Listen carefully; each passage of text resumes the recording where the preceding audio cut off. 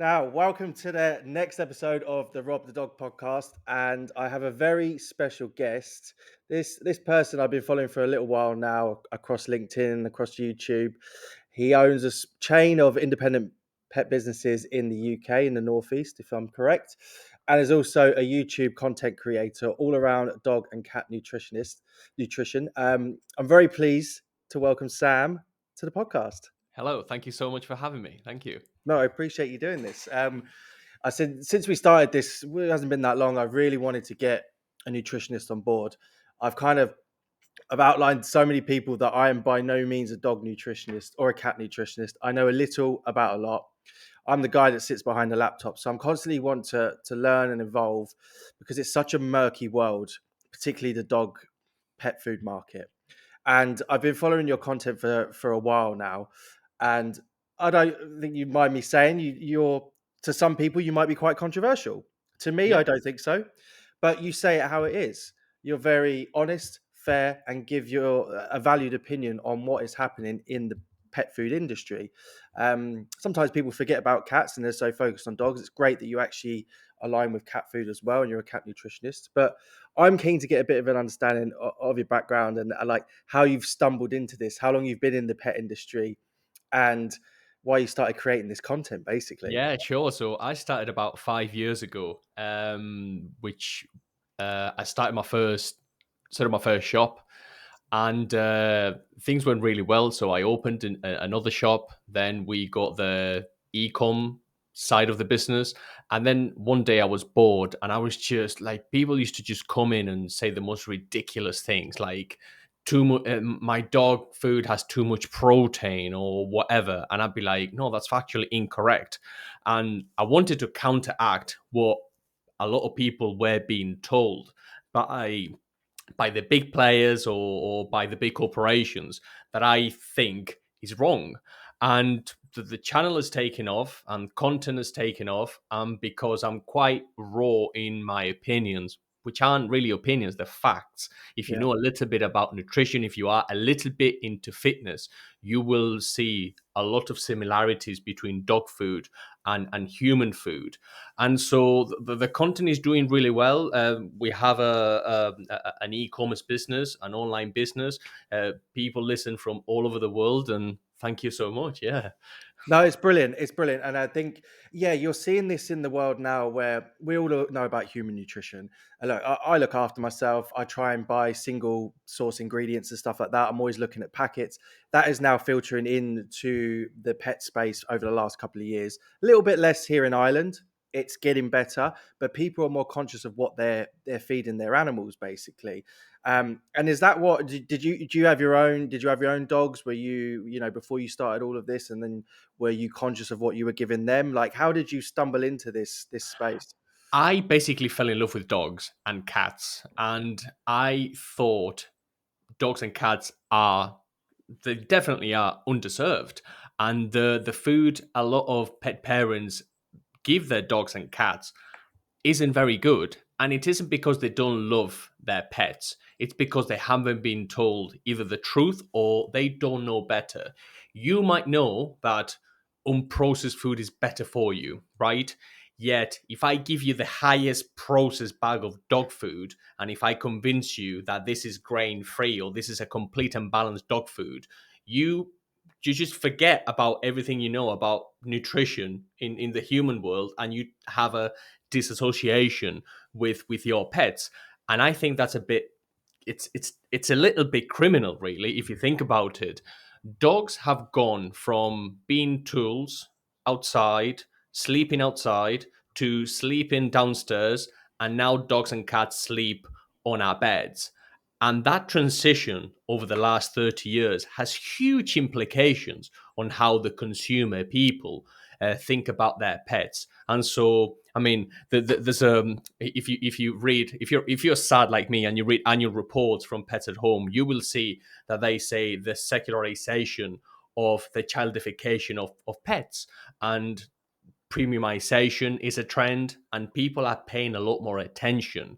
And so I think this trend is only going to continue. There have been some incredible mergers and acquisitions within the industry, within the sector lately, and it's only going to continue. Pet parents are going to keep on demanding better and better food, because at the end of the day, the better you feed your pet, the less likely the pet is going to develop obesity, diabetes, pancreatitis, any other health related issues. And the more money you are going to spend at the vet, which is what we want to do, we want to be living a good quality of life as human beings. And the same has to be said for our pets. So why not make that correlation between dog food or cat food and human food and see some of the similarities? So reading ingredients is extremely important. And I always say like this: I can tell you, Declan, right, that these have all the vitamins and minerals and calcium, and these is everything Yeah. babies or kids would need. However, these contain sugar. So, I know it's you- mad. I've you- got 2 young kids, and it's mind blowing. When you go down the kids aisle in Tesco or whatever, and you actually read the back of the packet, like some of these products, they shouldn't be sold to children. Like it blows my mind. Like I'm so conscious of that now, in getting my kids just fruit or like cucumbers, and just instead of avoiding those bars that are highly processed and put together. And it's kind of disgraceful, to be honest. But when I'm interested to know as well, like when did you decide to start calling out like the pet industry, basically, in the dog food industry, in the cat food industry? When did you go, right, do you know what, fuck this, I'm going to start saying something, putting some content out there? I just think you have to take a position, especially if you work for yourself. So if you work for a big company, you have to toe the line. You can't say certain things. You are employed. Well, I'm unemployable, Declan. I've been doing my own thing for many, many years. I Yeah. don't have a boss. I'm my own boss. I can say whatever I want, as long as I'm telling facts, and as long as I'm not saying anything that is a lie. I think I'm entitled to call out a lot of these companies who, in my opinion, don't have the best interest at heart, the best interest of the pets at heart. So that's that's why it goes with my personality as well. I wouldn't be able to just have a dog or cat nutrition channel or create content about nothing. A lot of the content you see is very, very dry, extremely dry, unless you go or onto like Ryanair or Aldi, for example. They do incredible amounts of marketing and incredible marketing, but everyone else tends to be really bland, really Yeah, boring. I agree. It's either what I see is either really bland or boring, or it's the total opposite, where people are making gourmet meals for content for their dogs. They're putting quail eggs in bowls and everything. It's like that's too far. I just want people to have a better understanding of what they're giving their dogs, and be a little bit more conscious of it. Like you don't have to have a gourmet meal for your dog every evening. Just do your research, get out there, speak to your local independent stores as well, because they're the ones that have the knowledge. It's not always, a sales assistant at a Pets at Home and stuff like that. They do care, don't get me wrong, but it's the local independents that are the heartbeat of the pet industry, in my opinion, because I'm one as well, like yourself.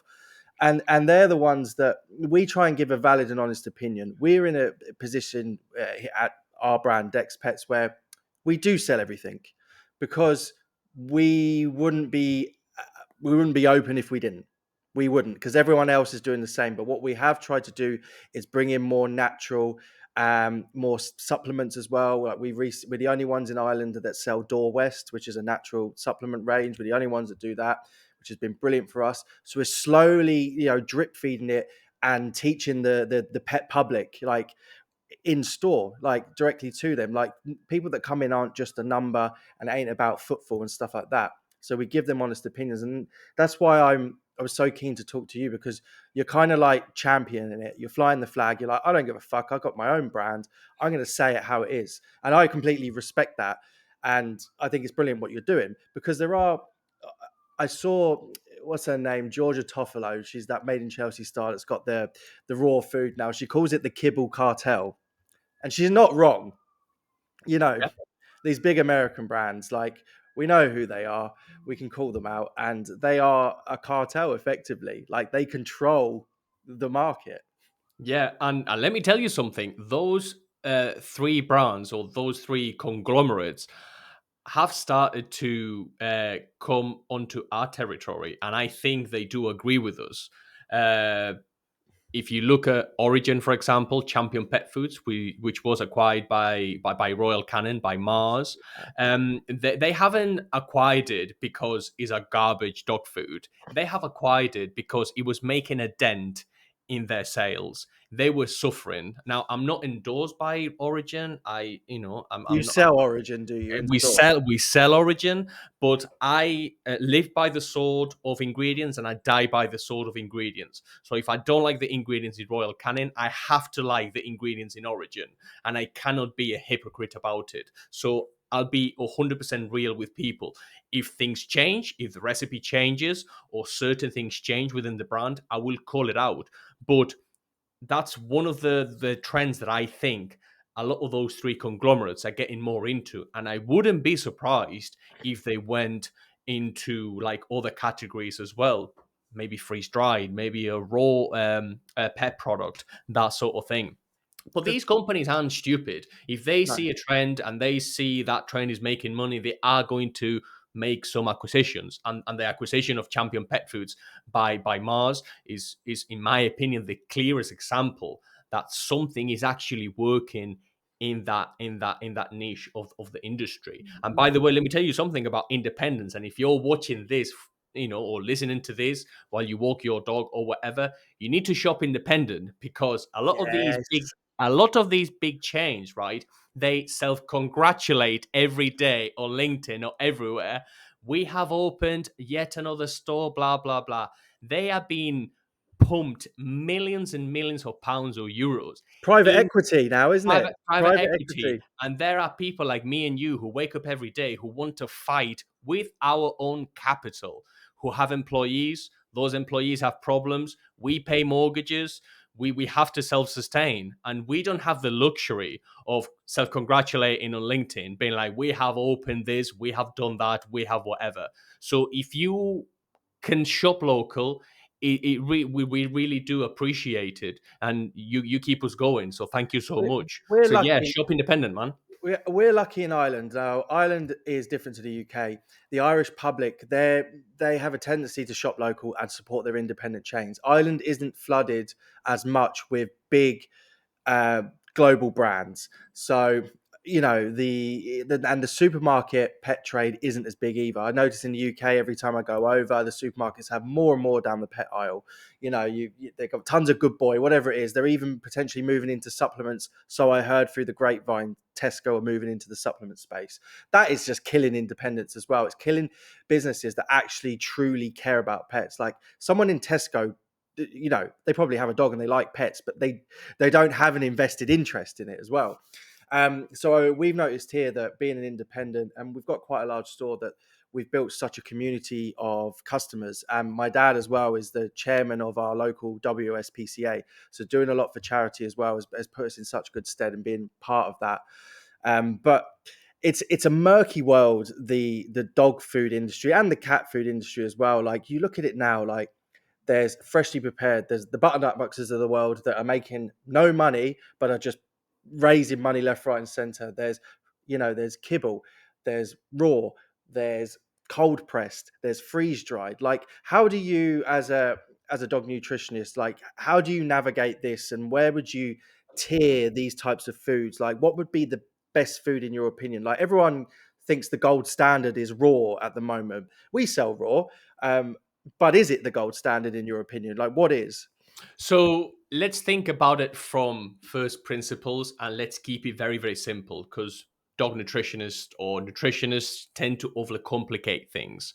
So in a dog food, we want something that is high meat and low carb. We want to be paying for protein, and protein coming from animal sources, which is tends to be higher quality. Um, from there, we want to see what fits in our lifestyle, because I can tell you all day long that raw is amazing, that raw this, raw that, raw whatever.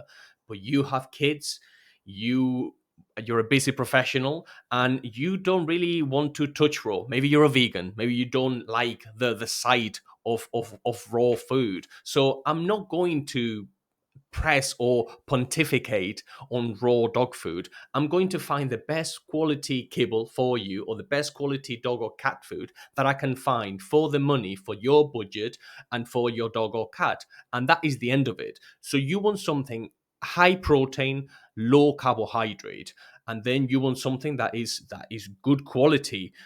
Try to look at ingredients. As a generic rule of thumb, we don't want sugar or sugar derivatives. We don't want any wheat, barley, corn, soy. We don't want to see things like natural flavors or meat and animal derivatives, or Just fillers, aren't they? They're just yeah, absolute fillers fillers. basically that dogs don't really need, and those tend to be the most prevalent allergens in dogs and cats. So if your dog or cat has a any dietary issues or any allergies or pruritus, or they scratch their ears or whatever, it tends to be because their diet isn't the best. Just like us, if we eat rubbish all day every day for years and years on end, the clock is ticking, and at some point the you are going to get into trouble. So it's incumbent upon you to look at what you're giving your dog or cat. And 10 times out of 10, in my opinion, whenever you talk to people, they do understand it. Yes. So high protein, low carb, and then let's find something that's adequate for your pet. Is raw best? Raw is minimally processed. That's the thing about raw Yeah. food. And minimally processed things are, or tend to be, better than heavily processed things. An exception would be maybe whey protein, which is extremely heavily processed, yet is incredibly good. So not everything heavily processed is bad, but I think we Yeah. can all agree that sugar, dextrose, or any sugar derivatives aren't the best for Various our pets. sugars. When you see various sugars on the back of a product for a pet, it winds me up so much. Like it just Yeah. blows my mind. But what I actually really like about you is that you've got a really well balanced view on the dog food market. You're not turning around and saying, no, kibble's a pile of shit. No, there is actually good kibbles out there. There Yeah. really is, that are not as processed and have less ingredients and less fillers. Raw, absolutely, might be perfect for your dog. You might be an older person, you might not have kids that are going to be handling raw meat. Freshly prepared, if you can afford butternut box, go for it. It's brilliant. Like, we know it's good. So this is what I love about your content, is that you're very fair. You're like, some people don't have the budget to afford a raw diet and stuff like that. So there are really good kibbles out there. Like, we know we have our own food. We get it from GA Pet Foods in Lancashire. We have a grain free and super premium, and it does extremely well for us. And we've never had anyone that has any problems. We've scaled back. We don't sell Royal Canin anymore. We don't sell Hills. We don't do Purina or any of those brands. Like, we push our own grain free, super premium foods, and they do really well for us, as well as also having raw. We have a number of raw customers that come in, and some really good like freshly prepared food in tins and stuff like that. And we tell people, we one of the first things we say to people if it's a new customer is like, what is your budget? And talk them through them. Like, this here is cheap and cheerful. This is middle of the road, but it has these ingredients in XYZ. This is top of the range here. We try and give them like a well balanced view. Like, have you considered raw? Have you looked at butternut box? Freshly prepared is growing in Ireland as well. But that's what I like about your content, is that you're saying it how it is, but you're also saying, look, certain foods they're not all bad. Like, dogs are different as well. Like, it's like a human. Like, not all humans can eat the same food. And that's why I really respect what you're doing and what you're pushing out there as well. I think you can be a hypocrite in the space, and there are a lot of people who are actually hypocrites, and they have opinions that just have a very, very specific narrative. But that's not. I am a lot more reasonable, and I think you have to be reasonable, otherwise you lose all credibility. Not everything is horrible, and not everything is amazing. There are middle roads, and you have to call things out as they are, not as you want them to be. And I think that's really important. There's this, and it really irks me as well. This the cohort of holistic veterinarians or holistic people who are diametrically opposed to the the corporate vets and the big three and the 500 scientists that Royal Canin or Purina has, or whatever, and they are two opposing. Both say certain things that you can pick from, so I highly encourage people to do their own research, to go into things with eyes wide open, and to not be so narrow-minded as to just listen to holistic vets, or just to listen to the Purina vets or whatever. Try to see where you can learn more and see what makes sense for you and for your pet.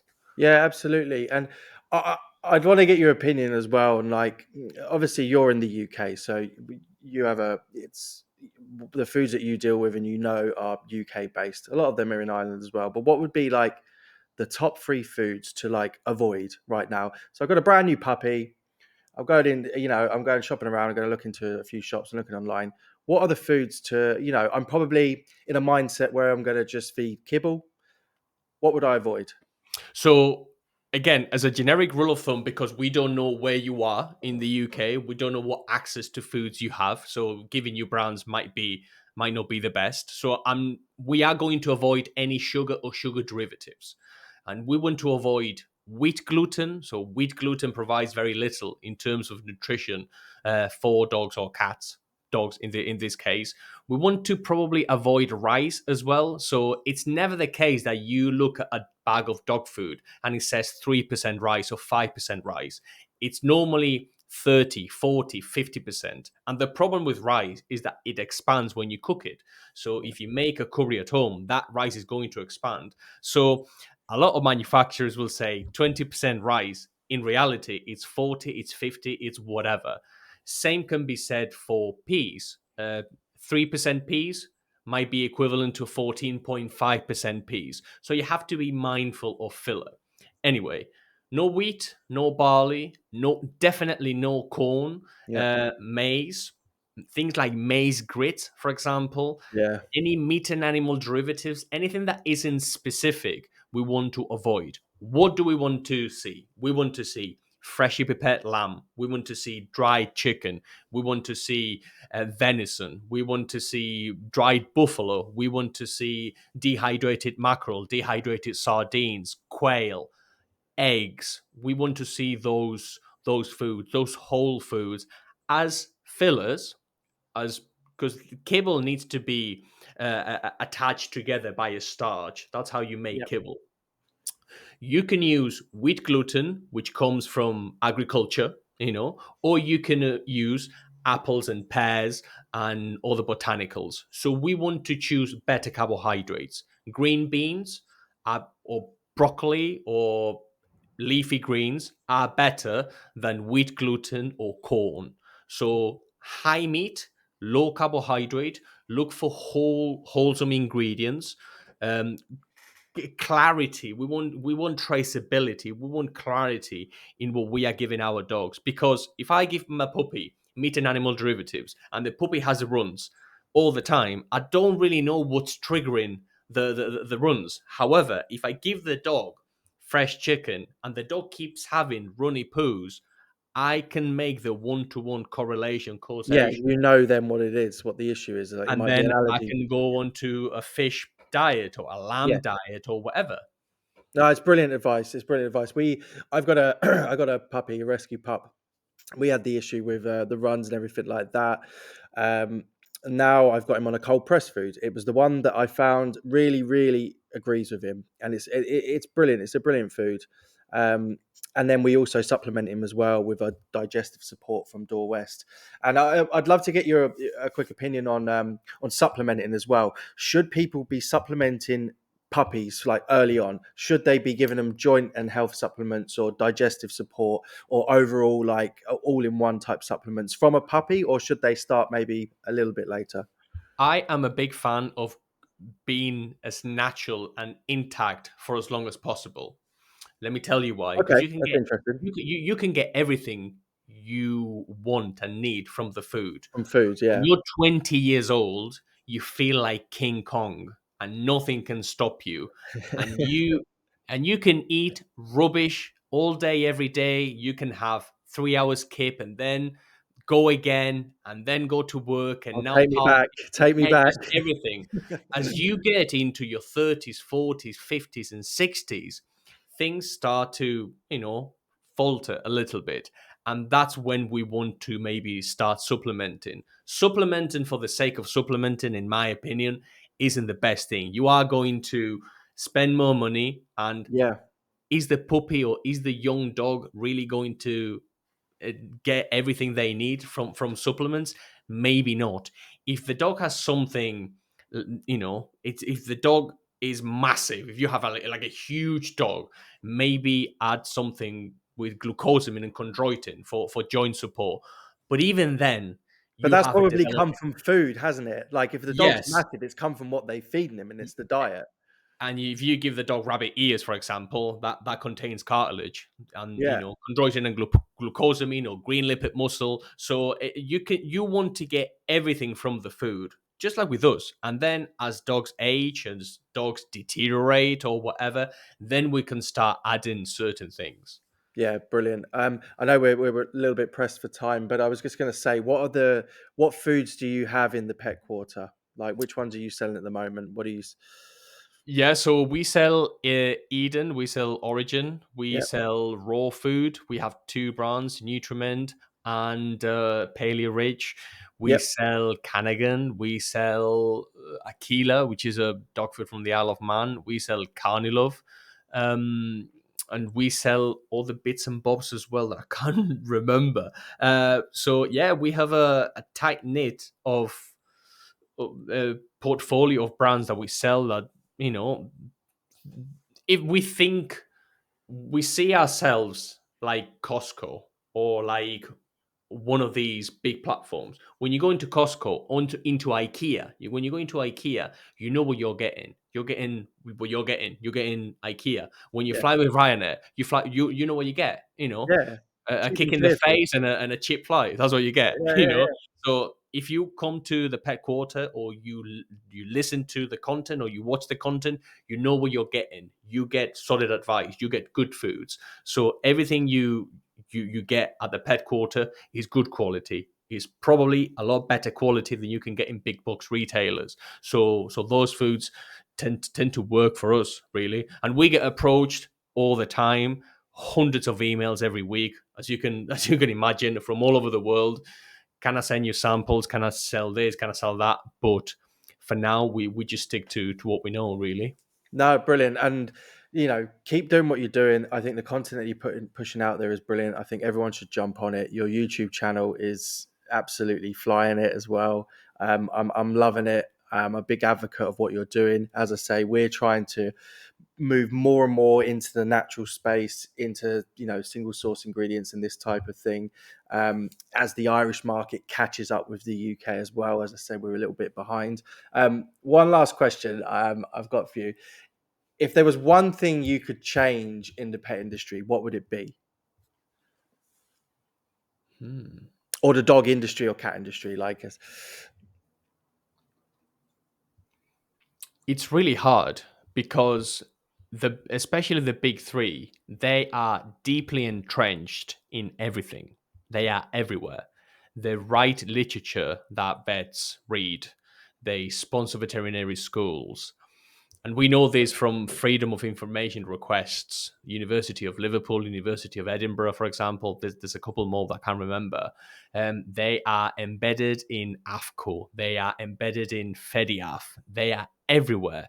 They have a beautifully vertically integrated business. Yeah, So if you go back to agriculture, right, and your average farmer, whenever that farmer is feeding cattle, what do you think that farmer is thinking about? They're thinking about what is the minimum amount of protein I can get away with for yeah, maximum yield? How can I feed my cattle for as little as possible for maximum yield? So, as corporations get bigger and bigger, you have bigger and bigger shareholders. Those those decisions made in boardrooms doesn't necessarily equate with what dogs and cats need or No. what's best for them is what makes more money. So if we can somehow reverse that, or us as consumers, me and you, can educate people one at a time and say, that contains cereals. Why do we need cereals in pet food? Maybe don't buy that. And you can educate one person, and that one person doesn't buy that food. And then they have a good experience because the dog or cat does better Yep. on a food without cereals. Then companies will start shifting. They'll start buying more origins. They'll start Yep. getting more and more into the space. So if how can you change things? You can change things by buying better food. You can change things by informing the consumer, and you can change things by being proactive in the Yeah. space. We live in the age of information. You know, I Yeah. can And I talk to the whole world. I get emails. I get, yeah, people contact me from India, from Australia, from wherever, from and Ireland. from Ireland, and it's incredible. So information travels fast. So you What can't what I was going to say is what I've got from this, what you've just said there is transparency. Like the information is there because they do have to be transparent, these businesses, but it's getting it out there and getting that transparency into everyone that owns a pet's hands, so they can make informed decisions. Basically, they can make their own decisions. take a stance. So if Yeah, you look at FEDIAF, the European Federation, yeah, they basically say that everything is okay. So everything is okay. Every diet is okay. Even vegan diets for dogs and cats. The the nomenclature, the words they use are very, very vague, and they're very, very vague on purpose because they don't want to attract lawsuits. However, as as a body, as a trading body, as a trade association, you should be able to say, this is good, this is bad, we endorse this, we don't endorse that. Maybe not rubbish things, but say, we don't endorse it. We don't recommend vegan diets or we don't recommend raw diets or whatever. Just take a stance so that we know where you are. But yeah, they totally lack transparency, yeah. and it's something that it won't change because No, it the won't change because it's all about money, isn't it? In the end of the day, but keep doing what you're doing. I think it's absolutely brilliant. I don't have anywhere near the knowledge you have when it comes to nutrition, so I would never want to, put myself out there because I'm not an expert, and that's why I love speaking to people like yourself. I appreciate you so much for coming on. I think this is brilliant. I think this sort of information, people aren't getting here in Ireland. They're not, and this is why I'm doing this. They're not getting this information, and this is why we're trying to fly the flag and trying to push out what's true within the pet industry. And thank you so much for coming on. I really appreciate it, Sam. no problem. Thank you so much for having me. Let's do it Thanks, again buddy. soon. Absolutely. Cheers. Bye. Cool.